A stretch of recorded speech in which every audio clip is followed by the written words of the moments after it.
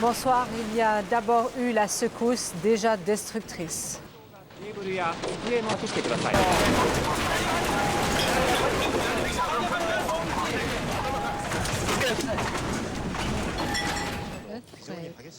Et quelques minutes plus tard à peine, le tsunami s'est abattu sur les côtes.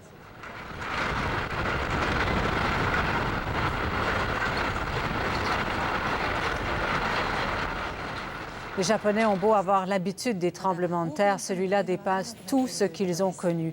Une magnitude de 8,9, des vagues jusqu'à 10 mètres de hauteur qui ont tout emporté sur leur passage. Des maisons, des bateaux, des voitures.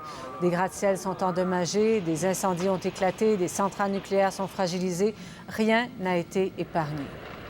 Un nouveau bonsoir. Près de 24 heures donc après cette secousse, il est encore impossible de mesurer l'ampleur de la catastrophe qui a frappé le Japon aujourd'hui.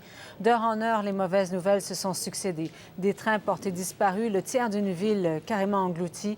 C'est le nord-est du pays, près de l'épicentre, qui est le plus touché. On évoque pour l'instant près de 1000 morts et disparus, mais avec la journée qui commence là-bas, le bilan pourrait bien sûr s'alourdir et il va certainement s'alourdir. D'abord, le récit des événements avec Raymond Saint-Pierre. Dur lendemain de veille au Japon, plusieurs heures après le gigantesque tremblement de terre. Avec l'arrivée du jour, on pouvait voir l'ampleur des dégâts, des incendies et un paysage dévasté. Pour ajouter au problème, le gouvernement faisait évacuer la population dans un rayon de 10 km autour de cette centrale nucléaire où on décelait un niveau de radioactivité 1000 fois supérieur à la normale dans sa salle de contrôle. On sonnait l'alarme à un autre réacteur nucléaire dont le système de refroidissement était tombé en panne. Tout cela au lendemain d'une journée cauchemardesque. Dès le début, la télévision avait montré des images de Sendai, une des villes les plus rapprochées de l'épicentre. Des employés d'une librairie étaient violemment secoués par le séisme. Ailleurs, à Yokohama, une journaliste s'apprêtait à intervenir en direct quand la terre s'est mise à trembler. Alors que tout s'effondre autour d'elle, son caméraman lui crie de s'éloigner des édifices. Très vite, des images de partout au Japon montrent l'étendue des dégâts. À Tokyo, la fumée d'incendie monte dans le ciel de la ville. Plusieurs autoroutes sont éventrées. Les transports sont paralysés. Des raffineries de pétrole étaient en feu à plusieurs endroits, surtout dans le nord-est du pays. Le pire était à venir. Une immense vague haute de 10 mètres frappait la côte au nord-est du pays.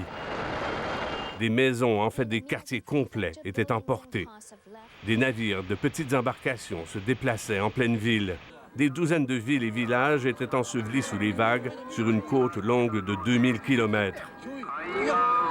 4 trains, avec des centaines de passagers, sont portés manquants. Le Japon vit un véritable enfer.